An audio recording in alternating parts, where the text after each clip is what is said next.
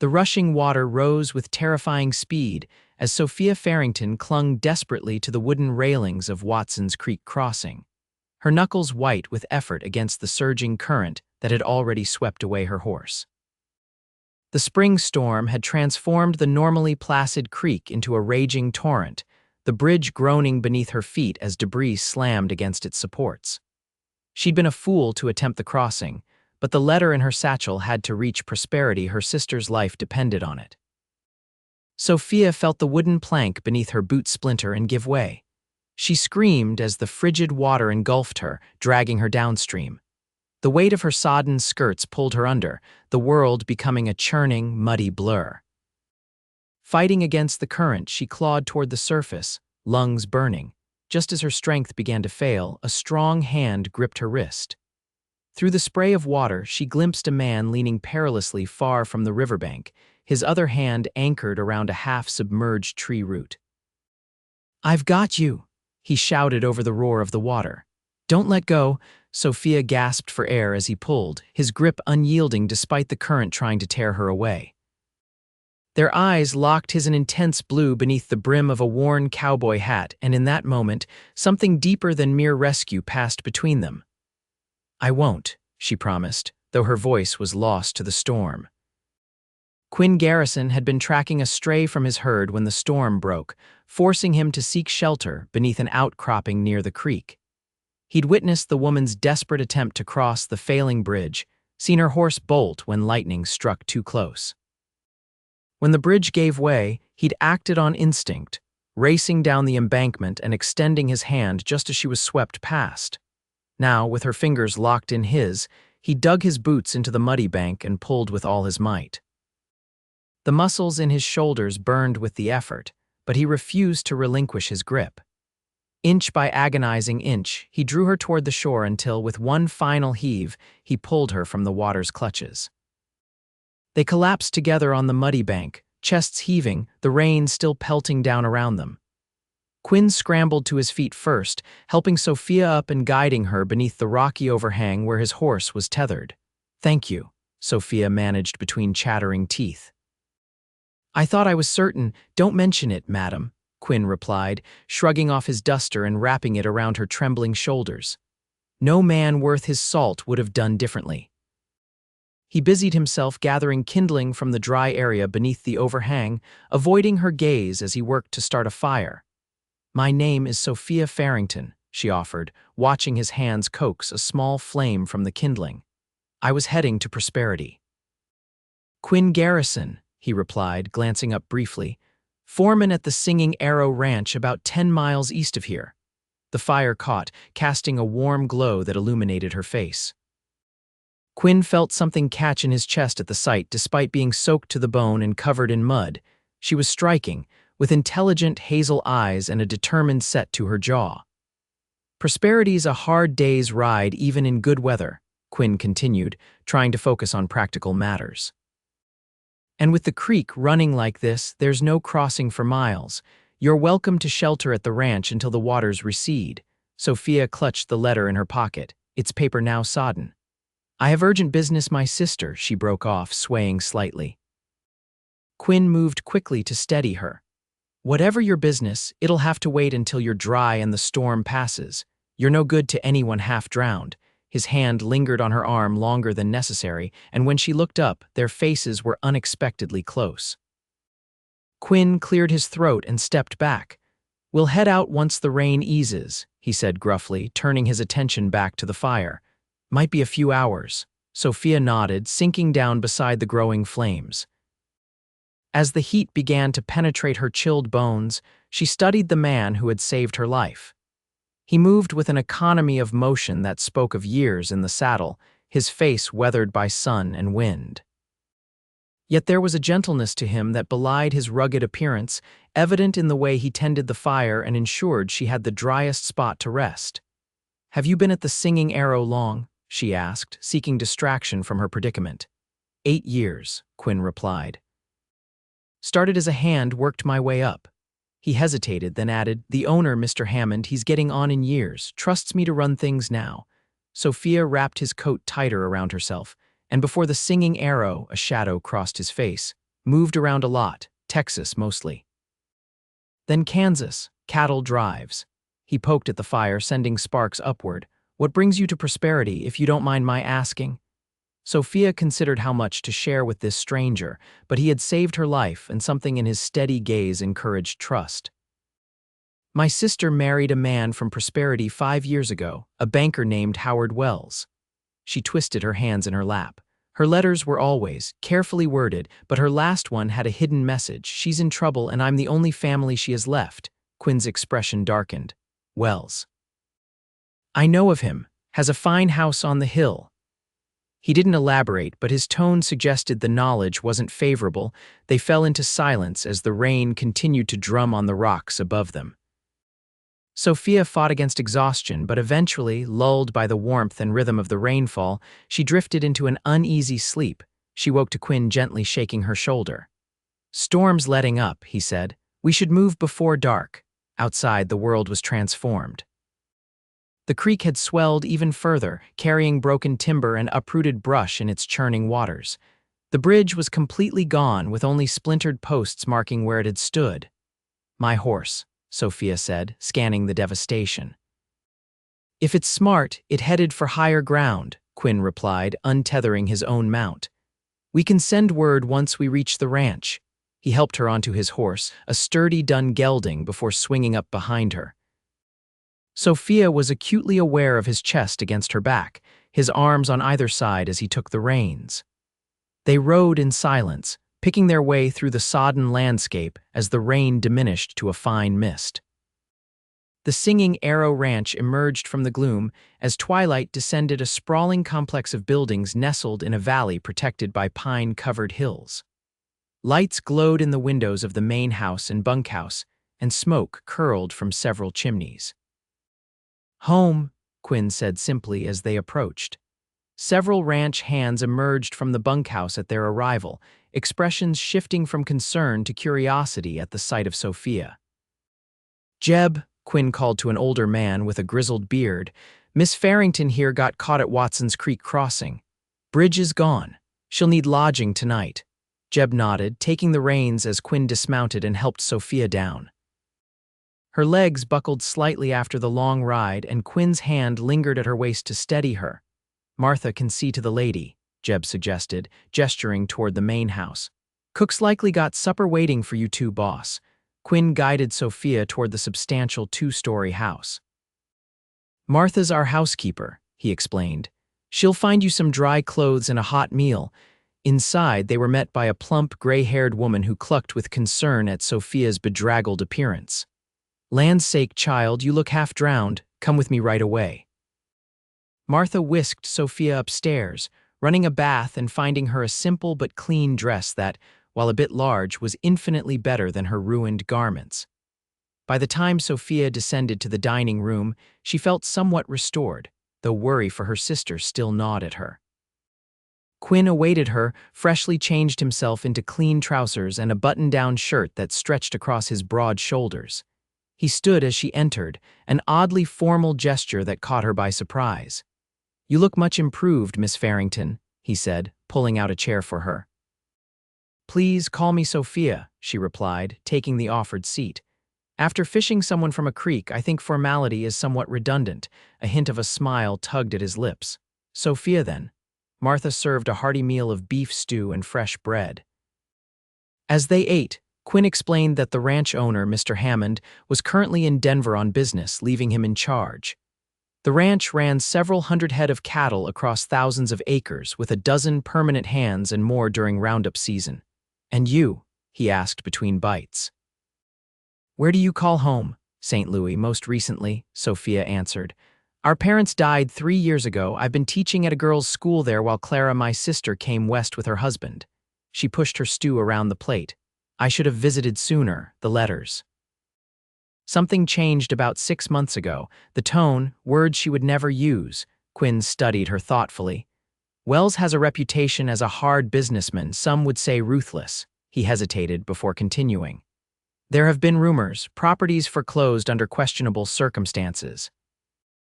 Men who opposed him finding themselves in trouble with the law. Sophia's grip tightened on her spoon. That's why I need to reach prosperity as soon as possible. The creek won't be passable for days, Quinn said, but there's another route, longer through the hills. I can take you day after tomorrow. Why not tomorrow? Sophia pressed. I need to check on the herd first. The storm likely scattered them. He leaned forward. 2 days won't make a difference to your sister's situation, but it might to your safety. The hill route isn't one to take unprepared. Sophia wanted to argue but recognized the logic in his words. Very well, 2 days. Later, settled in a guest room with a patchwork quilt pulled up to her chin, Sophia found sleep elusive. Through the window, she could see the dark outline of hills against the night sky, stars emerging as the clouds dispersed. Somewhere beyond those hills was Clara, perhaps in danger, certainly in distress. And between them lay miles of wilderness and a man, Howard Wells, whom Sophia was beginning to fear more with each passing hour. The next morning dawned clear, the storm's passage leaving behind a washed, clean world. From her window, Sophia watched as Quinn mounted a fresh horse and rode out with several hands, presumably to check on the scattered cattle. His figure, straight-backed and confident in the saddle, lingered in her vision long after he disappeared from view. Martha provided Sophia with a simple skirt and blouse that fit better than yesterday's borrowed dress, along with sturdy boots. Miss Hammond's things, she explained. Left behind when she married and moved to California, she won't mind. Quinn mentioned Mr. Hammond is in Denver, Sophia said, accepting the clothes gratefully. Martha nodded, her expression softening. Been gone 3 months now, doctor's orders. His lungs, you see, the mountain air is supposed to help, she sighed. Quinn runs everything now. Don't know what Mr. Hammond would do without him, or any of us for that matter. Sophia spent the day helping Martha with household tasks, grateful for the distraction. The housekeeper was a fountain of information, having worked at Singing Arrow for over a decade. Through her stories, Sophia gleaned more about Quinn Garrison, how he'd arrived during a brutal winter 8 years ago, half-starved and looking for work. How he'd saved the ranch's prized bull during a wildfire. How he read poetry by lamplight when he thought no one was watching. Never seen him take an interest in a lady before, Martha remarked casually as they folded linens. Not since Annabelle Weaver, and that was years ago. He hasn't taken an interest in me, Sophia protested, feeling heat rise to her cheeks. He's simply helping someone in need. Martha's knowing smile suggested otherwise, but she changed the subject. Quinn and the hands returned late afternoon, driving a group of stray cattle before them. From the porch, Sophia watched as they guided the animals into a holding pen, working with a coordination that spoke of long practice. Quinn directed the operation with quiet authority, his instructions carried out without question. When the work was done, he approached the house, removing his hat as he climbed the porch steps. Dust and sweat had left tracks on his face, but his eyes brightened when he saw her. Found most of the strays, he reported, as if picking up a conversation they'd been having all day. A few calves still missing, but the boys will keep looking. You must be exhausted, Sophia said. He shrugged, leaning against the porch railing. Part of the job. His gaze swept over her changed appearance. Martha found you something more suitable, I see. Yes, though I'm not sure how practical it will be for traveling through the hills. About that, Quinn said, his expression turning serious. I've been thinking, Wells isn't a man to cross lightly. If you arrive in prosperity asking questions. He trailed off, then continued more decisively. We need a reason for your visit that won't raise suspicion. Sophia frowned. What do you suggest? We could say you're my fiancé, Quinn proposed, the words coming out in a rush. That would give you a reason to be in town, staying at the hotel while visiting. It would also give you my name as protection, such as it is. Sophia stared at him, taken aback by the suggestion. Your fiancé, but we've only just met. No one would believe it. People believe what they want to believe, Quinn countered. And engagements happen quickly out here. Besides, it's only for appearance. Sophia considered the proposal. It would provide cover for her inquiries and possibly protection from Wells, should he prove as dangerous as Quinn suggested. Yet the thought of pretending such intimacy with a man she barely knew, a man who had already occupied too many of her thoughts, was unsettling. Very well, she agreed finally. For Clara's sake. Quinn nodded, seeming both relieved and somewhat flustered. "I'll have Jeb prepare horses for us at dawn. The hill route is a full day's ride." At supper that evening, Sophia noticed Quinn watching her when he thought she wasn't looking. There was something in his gaze, a mixture of concern and something deeper that made her heart beat faster. She reminded herself that their engagement was merely a practical arrangement, nothing more. Yet when their fingers accidentally brushed as they both reached for the bread, the jolt that passed between them felt anything but practical. They departed at first light, the eastern sky just beginning to pale. Quinn had packed provisions and bedrolls, explaining that they might need to camp if they couldn't make it through the hills in one day. Sophia, dressed in the borrowed clothes with her hair braided practically down her back, felt a strange mixture of apprehension and excitement as they rode out. Quinn led them north initially, following a narrow trail that wound through stands of pine and aspen. As the sun climbed higher, the landscape opened into rolling meadows carpeted with wildflowers, the recent rain having coaxed a riot of color from the earth. "It's beautiful," Sophia commented as they paused to rest the horses beside a small stream. Quinn, refilling their canteens, glanced up at the surrounding hills. "Most folks stick to the main trails, miss all this." He handed her a filled canteen, their fingers touching briefly. "You ride well." "My father insisted both Clara and I learn," Sophia explained. "He said a woman should know how to sit a horse properly, even if she never had cause to ride alone." "Wise man, he was," Sophia smiled at the memory. "He taught at the university, history. Our home was filled with books and maps and endless discussions about the past. And your mother?" "She was a musician, taught piano to the daughters of St. Louis society." Sophia's smile faded. "They died within months of each other, influenza." Quinn's expression softened with understanding. "My parents died young too, father in the war, mother not long after. My uncle raised me on his ranch in Texas." They remounted and continued their journey, the trail gradually ascending as they entered the hills proper. The way became steeper, forcing them to ride single file with Quinn leading. Occasionally, he would point out landmarks or name the plants they passed, his knowledge of the land evident in every observation. By mid-afternoon, they had climbed high enough to see the vast expanse of country spread below them, the Singing Arrows grazing lands, the now distant creek that had nearly claimed Sophia's life, and far to the west, a smudge on the horizon that Quinn identified as prosperity. "We'll make camp near Eagle Pass," he said, gesturing to a gap between two higher peaks ahead. "Continue at dawn. Should reach town by midday tomorrow." As the sun began its descent, they found a sheltered hollow near the promised pass with a small spring bubbling from between rocks. Quinn set about making camp with practiced efficiency, unsaddling the horses and preparing a fire ring while Sophia gathered kindling. With the fire crackling and coffee brewing in a small pot, they sat side by side on a fallen log, watching as stars began to appear in the darkening sky. "Tell me about your sister," Quinn said, passing Sophia a tin cup of coffee. Sophia wrapped her hands around the warm cup.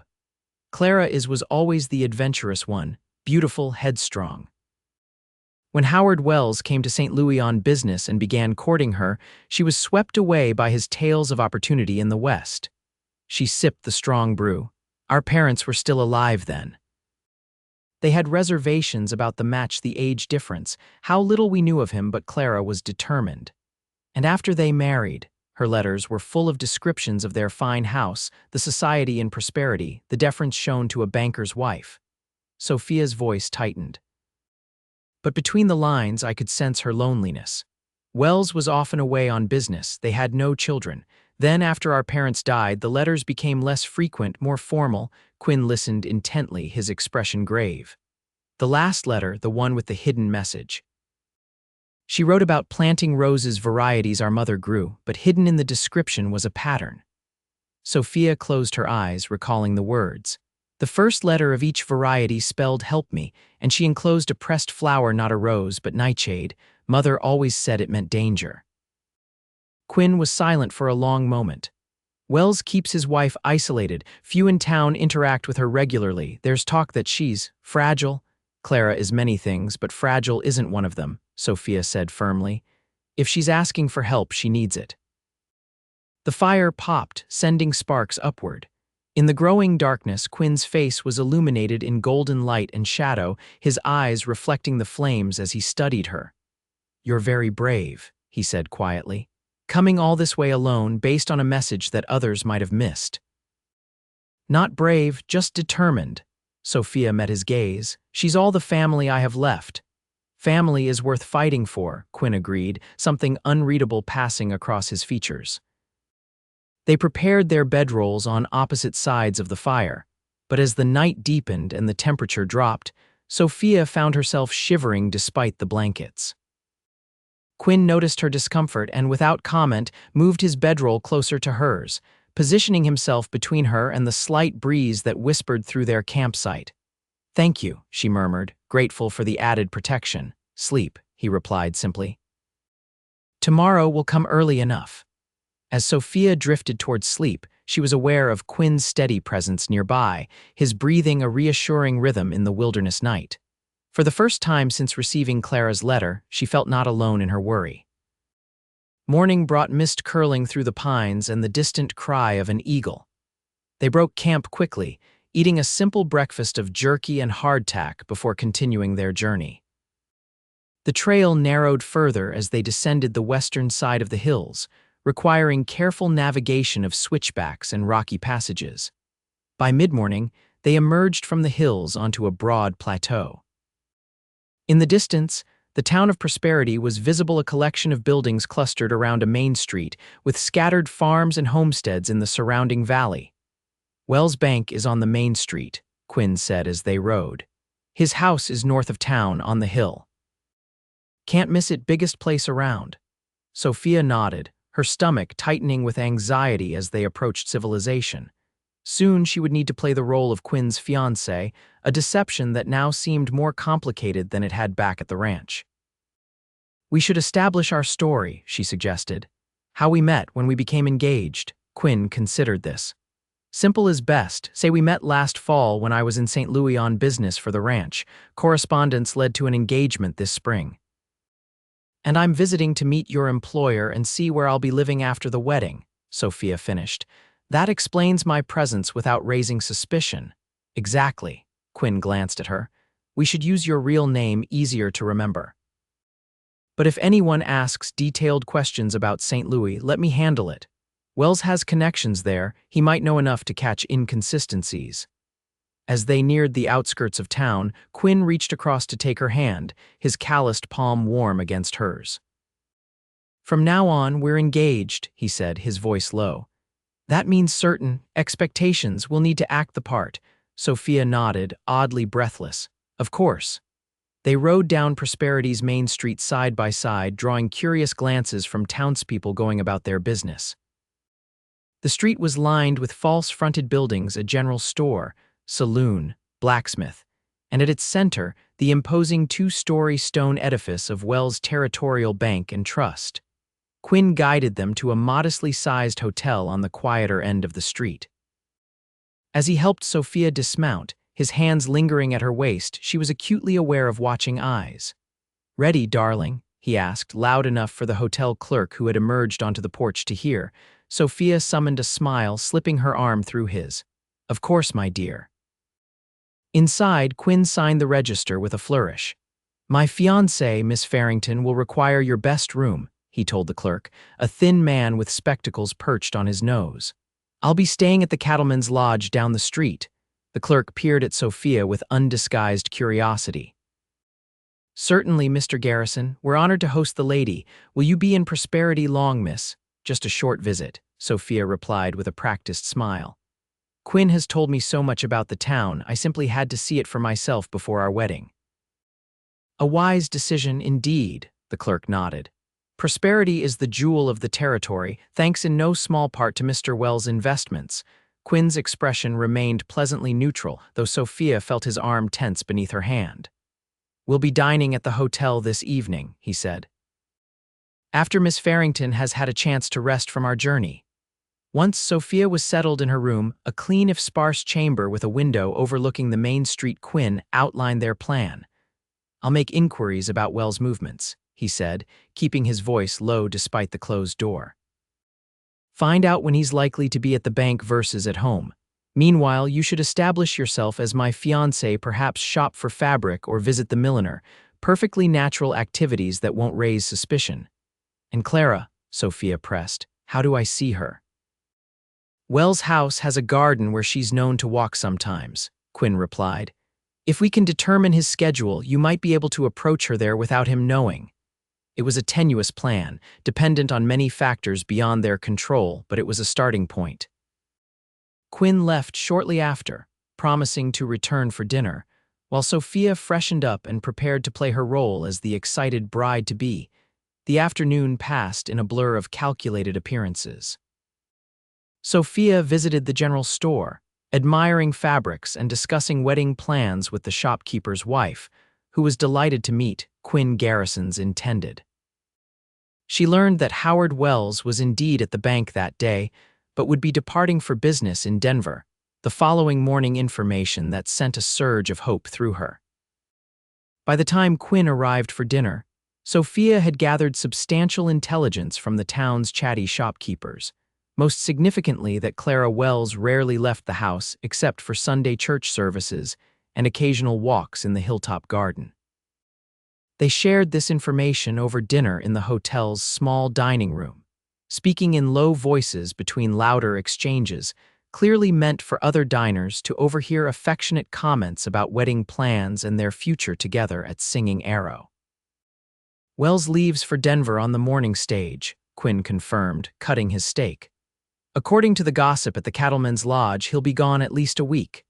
He reached across the table to take Sophia's hand, a gesture that appeared romantic but allowed him to speak more privately. This is our chance. Tomorrow morning, I'll escort you up to the Wells house. You can claim a social call one lady to another. Sophia nodded, trying to focus on the plan rather than the warmth of Quinn's hand on hers or the way the lamplight caught in his eyes. And if she can't speak freely even in her own home, suggest a walk in the garden, Quinn advised. The servants are less likely to overhear there. After dinner, Quinn escorted Sophia to her room, conscious of appearances. At her door, he hesitated, then bent to kiss her cheek, a perfectly proper gesture for an engaged couple that nonetheless sent her heart racing. Sleep well, he murmured, his breath warm against her skin. Tomorrow we find your sister. Sophia closed the door behind her, pressing her fingers to the spot his lips had touched. She reminded herself sternly that their engagement was a fabrication, a means to an end. Yet as she prepared for bed, she couldn't help wondering if the look in Quinn's eyes, a mixture of tenderness and something deeper, had been part of the act, or something genuine. Morning dawned clear and bright, a perfect spring day that belied the tension Sophia felt as she dressed in her best borrowed clothes. Quinn arrived promptly at 9, looking uncommonly formal in a clean shirt and string tie, his usually unruly hair slicked back with water. Wells should have left on the stage an hour ago, he reported as they walked toward the north end of town. I confirmed it with the station master. The Wells mansion stood apart from the town proper, commanding a hilltop position that overlooked the valley. A wrought iron fence surrounded the property with a gate that opened onto a curving drive. The house itself was an ostentatious structure of red brick with white columns and numerous tall windows, clearly designed to impress. At the gate, Quinn squeezed Sophia's hand. I'll wait here. If anything seems wrong, anything at all, make an excuse and leave immediately. Sophia nodded, summoning her courage. I'll be fine. She straightened her shoulders and walked up the drive alone, her heart pounding against her ribs. A uniformed maid answered her knock, regarding her with polite inquiry. Miss Sophia Farrington to see Mrs. Wells, Sophia announced with more confidence than she felt. I'm visiting from St. Louis and wish to pay my respects. The maid hesitated, clearly uncertain about the protocol for unexpected visitors. Mrs. Wells doesn't typically receive callers without appointment, miss. Please tell her that her sister is here, Sophia pressed. I'm certain she'll want to see me. The maid's eyes widened slightly at this information, and she ushered Sophia into an opulent parlor before disappearing upstairs. Sophia stood rigidly in the center of the room, taking in the heavy velvet drapes, ornate furniture, and numerous paintings in gilt frames, all speaking of wealth acquired rather than inherited, displayed with more pride than taste. Minutes ticked by, each seeming longer than the last. Finally, a door opened and Clara entered, moving with a careful formality that was utterly unlike the sister Sophia remembered. "Sophia," Clara's voice was barely above a whisper, her face pale beneath an elaborate coiffure. "Is it really you?" "Clara," Sophia rushed forward, embracing her sister tightly. "I got your letter, the roses, the nightshade." Clara stiffened, her eyes darting to the door. "We should walk in the garden," she said, her voice slightly louder. "It's such a lovely morning, and you must tell me all about your journey west." Outside, in a garden that would have been beautiful if not for its rigid formality, they walked arm in arm along a gravel path, Clara maintaining a stream of superficial conversation until they reached a stone bench partially screened by a rose arbor. "We can speak here," Clara said, her voice dropping. "The servants have orders not to follow me in the garden." She clutched Sophia's hands. "You understood my message, I wasn't sure." "Of course I did," Sophia said. "Clara, what's happening? Are you in danger?" Clara glanced back toward the house. "Howard isn't what he appeared to be in St. Louis. She broke off, struggling for words. "He's involved in something terrible, land schemes, foreclosures, people have been hurt. When I confronted him, he—" Her hand drifted to her wrist, where Sophia now noticed a fading bruise partially hidden by her sleeve. "He hurt you." Sophia's voice was sharp with anger. "He said it was a warning, that no one would believe me over him, the respected banker." Clara's eyes filled with tears. "He keeps me isolated. The servants report my every move. He has a man watch the house when he's away." "We need to get you out of here," Sophia declared. "Now, while he's gone to Denver." Clara's expression crumpled. "It's not that simple. He's frozen my inheritance, everything from our parents. I have nowhere to go, no money of my own, and he's made it clear what will happen if I try to leave." Sophia thought quickly. "What if you had somewhere safe to go, someone to protect you, who would stand against Howard in this town? He owns half the businesses, holds mortgages on most of the others." "Not everyone," Sophia said, thinking of Quinn waiting beyond the gate. "I have a friend, someone who would help." Clara studied her sister's face. "You didn't come alone, did you?" "No." Sophia squeezed her hands. "Clara, listen to me. Pack whatever you can carry without it being noticed. Tonight, after dark, we'll come for you. There's a back gate to the garden." Clara nodded. "It's kept locked, but I know where Howard hides the key." "Be ready at midnight," Sophia instructed. "We'll take you somewhere safe, until we can figure out what to do next." They spoke a while longer, Sophia providing reassurances while gathering more details about Wells' operations information that painted a picture of systematic corruption and intimidation. Finally, with a promise to return that night, Sophia left, maintaining the pretense of a social call as she thanked the maid and departed. Quinn was waiting just beyond the gate, his posture relaxed but his eyes alert. As they walked back toward town, Sophia related Clara's situation in hushed tones. "We need to get her out tonight," she concluded, "before Wells returns or his watchman becomes suspicious." Quinn's expression was grim. "Wells won't let her go easily. Once he discovers she's gone, he'll come looking, and if he's as connected as you say, nowhere in the territory will be safe for long." "Then what do we do?" Sophia demanded. "I can't leave her there." "I'm not suggesting we do," Quinn replied calmly. "But we need a better plan than simply hiding her. We need leverage, something to make Wells back down permanently."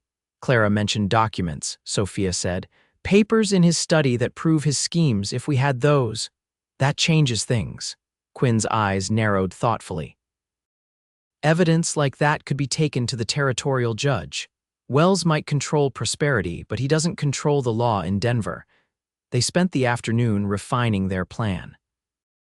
Quinn spoke with trusted contacts at the Cattlemen's Lodge, confirming Wells' reputation and identifying potential allies. Sophia purchased a few necessities for Clara and arranged for fresh horses to be ready at the livery stable after dark. As evening approached, they met in Sophia's hotel room, speaking in whispers despite checking carefully for eavesdroppers. "I've arranged for a wagon to be waiting a quarter mile beyond the north edge of town," Quinn explained. Jeb from the ranch will drive your sister to the widow Patterson's place near Singing Arrow. The widow lost her land to Wells last year. She'll be more than happy to hide Clara. And the documents? Sophia asked. That's where it gets complicated, Quinn admitted. According to Clara, they're in Wells' study. We'll need to search for them while we're getting her out. It's too risky, Sophia protested. What if we're caught? Quinn's expression was resolute. It's riskier not to try. Without leverage, Wells will never stop hunting her. This may be our only chance to access his house while he's away. As midnight approached, they made their way cautiously through the sleeping town, avoiding the occasional late-night reveler stumbling home from the saloon. The Wells mansion loomed dark against the starlit sky, only a single lamp burning in what must be the servants' quarters. Clara was waiting at the garden's back gate as promised, a small valise clutched in her hands. Her face was pale with fear but set with determination as she unlocked the gate to admit them. "I've packed what I could without it being noticed," she whispered. "The servants are asleep, but Howard's man checks the grounds every few hours. He last came by around 11. Quinn positioned himself where he could watch both the house and the surrounding grounds. "We need to be quick," he told Sophia. "Get the documents and go before the watchman returns." Clara led them to a side entrance, producing a key from her pocket. "Howard doesn't know I have this," she explained. "I had it made months ago, just in case." Inside, the house was eerily silent, their footsteps muffled by thick carpets as Clara guided them to Wells' study, a masculine space dominated by a massive desk, and walls lined with leather-bound books that Sophia suspected were for show rather than reading. "The safe is behind that painting," Clara indicated a landscape over the fireplace. "I don't know the combination, but the documents might also be in his desk. He sometimes reviews them late at night." While Clara kept watch at the door, Sophia and Quinn searched the desk methodically, careful to replace everything exactly as they found it. In the bottom drawer, hidden beneath a false bottom that Quinn's careful fingers discovered, they found a bundle of papers, property deeds with questionable signatures, letters that outlined coercion tactics, and most damning of all, correspondence with certain officials that suggested bribery. "This is it," Quinn murmured, scanning the documents quickly before securing them inside his jacket. Enough to ruin him 10 times over. They were about to leave when a noise from outside caught their attention, the crunch of footsteps on gravel. Through the window, they glimpsed a figure moving along the garden path, lantern in hand. "The watchman," Clara whispered, panic rising in her voice. "He's early." "Back door," Quinn decided instantly. Now, they moved swiftly through the house, Claire leading the way. Just as they reached the side door, they heard the front door open. The watchman had entered the house. Quinn pushed both women ahead of him. "Run for the gate," he instructed in a bare whisper. "I'll distract him if needed." Sophia wanted to protest, but Clara was already pulling her forward. They slipped into the garden, keeping to the shadows as they made their way toward the back gate. Behind them, they heard a shout, followed by the sound of breaking glass, Quinn creating a diversion. At the gate, Sophia hesitated, looking back toward the house. "I can't leave him," she said, pressing the gate key into Clara's hand. "Go, follow the north road. There's a wagon waiting a quarter-mile out with a man named Jeb. He'll take you somewhere safe." "Sophia, no," Clara clutched her arm. "It's too dangerous." "I'll be right behind you," Sophia promised. "Go." After a moment's hesitation, Clara nodded, slipping through the gate and disappearing into the night. Sophia turned back toward the house, her heart pounding as she tried to determine where Quinn was and what was happening. A figure burst from the side door, Quinn, moving fast. Behind him, the watchman appeared, raising something that glinted in the moonlight. A gun. "Quinn!" Sophia screamed in warning. He veered sharply, diving behind a stone planter as a shot rang out, shattering the night's silence. The watchman advanced, searching for his target. Sophia acted without thinking. Grabbing a decorative urn from a nearby pedestal, she stepped into the open and hurled it with all her strength. It struck the watchman's shoulder, throwing off his aim as he fired again. The distraction gave Quinn the chance to launch himself forward, tackling the man to the ground. There was a brief, violent struggle, then stillness. Quinn rose, the watchman lying motionless beneath him. "Is he?" Sophia couldn't finish the question. Unconscious, Quinn assured her, retrieving the fallen gun. But he won't stay that way long, and those shots will have been heard. We need to go. Now. They ran for the gate, Quinn taking Sophia's hand as they fled through the dark streets, avoiding the few citizens who had emerged from their homes at the sound of gunfire. By the time they reached the waiting horses at the livery stable, shouts could be heard from the direction of the Wells mansion. They rode hard, taking a different route than Clara and Jeb as a precaution, pushing their mounts as fast as was safe in the darkness.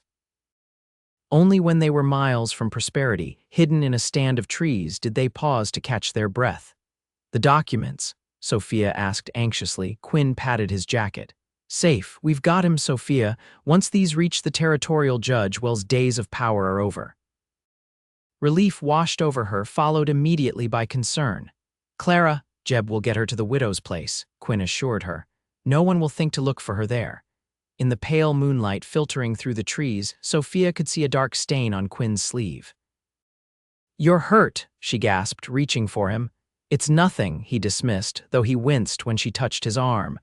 "The watchman's bullet grazed me, clean through, nothing serious." Despite his protests, Sophia insisted on examining the wound, tearing a strip from her petticoat to bind it until they could reach proper help. As she worked, her fingers gentle against his skin, Quinn watched her face with an intensity that made her cheeks warm despite their precarious situation. "You should have gone with your sister," he said quietly. "It was too dangerous to come back for me." Sophia tied off the makeshift bandage, her eyes meeting his. "I couldn't leave you," she said simply. "Not after you refused to let go of my hand at the creek." Something shifted in Quinn's expression, a vulnerability replacing his usual stoic demeanor. Slowly, giving her every chance to pull away, he leaned forward and pressed his lips to hers, a kiss that began hesitantly but deepened as Sophia responded, her hands finding their way to his shoulders. When they finally broke apart, both breathless, Quinn rested his forehead against hers. "I wasn't acting," he confessed. "Back in town, pretending to be engaged. None of it felt like pretense to me." "Nor to me," Sophia admitted, her heart lighter despite everything they still faced. "Though we've known each other such a short time." "Time enough to know what matters," Quinn said. He took her hand, his calloused fingers intertwining with hers. "When this is over, when your sister is safe and Wells can't hurt either of you, I'd like to court you properly, if you'll allow it." Sophia's answer was another kiss, brief but full of promise. They rode through the night, taking a longer route to avoid potential pursuit, and arrived at Singing Arrow Ranch as dawn was breaking. Jeb had returned ahead of them, reporting that Clara was safely hidden at the widow Patterson's small cabin, with the widow herself standing guard with a shotgun few in the territory would care to challenge. Over the next week, events unfolded with dizzying speed. Quinn traveled to Denver with the incriminating documents, presenting them to a territorial judge known for his incorruptibility. A federal marshal was dispatched to Prosperity, and Howard Wells returned from his business trip to find his empire crumbling around him. Faced with overwhelming evidence and multiple charges, he chose to flee rather than face justice, only to be apprehended at the territorial border. Clara, free at last from her husband's control, began the process of reclaiming her inheritance and rebuilding her life. The widow Patterson, whose sharp tongue concealed a kind heart, became her fierce advocate and eventual friend. And Sophia found herself lingering at Singing Arrow, ostensibly to support her sister, though everyone from Martha to old Jeb to Mr. Hammond himself, who returned from Denver to witness the aftermath of the excitement, knew the real reason was the ranch's foreman. Quinn courted her with an earnestness that touched her deeply, reading poetry aloud in the evenings, teaching her to rope calves on lazy afternoons, bringing wildflowers he'd found on his rounds. Their shared adventure had forged a connection that only deepened with time and knowledge. 3 months after the flood that had first brought them together, Quinn took Sophia back to Watson's Creek. The bridge had been rebuilt, stronger than before, and the creek had returned to its usual gentle flow. Standing in the spot where he had first grasped her hand, Quinn dropped to one knee. "I caught your hand that day, and I don't ever want to let it go," he said, his voice husky with emotion as he presented a simple gold ring. Sophia Farrington, will you marry me? For real this time? Tears blurred Sophia's vision as she nodded, unable to speak past the lump in her throat. Quinn slipped the ring onto her finger, then rose to kiss her, his arms encircling her waist as hers wound around his neck. They were married that autumn, as the aspen trees turned gold in the hills surrounding Singing Arrow. Clara stood beside her sister, her own healing evident in her brightened eyes and genuine smile. Mr. Hammond, who had come to regard Quinn as a son, proudly hosted the celebration, declaring that Singing Arrow had found its heart in its new mistress. The years that followed brought changes to the ranch, improvements to the house, expansion of the herds, and eventually, children who filled the once quiet rooms with laughter.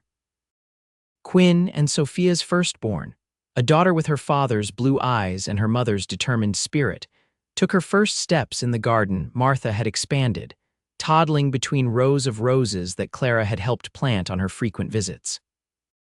On the 5th anniversary of their meeting, Quinn took Sophia back to Watson's Creek once more. They sat together on the bridge, feet dangling above the water that had once nearly separated them forever.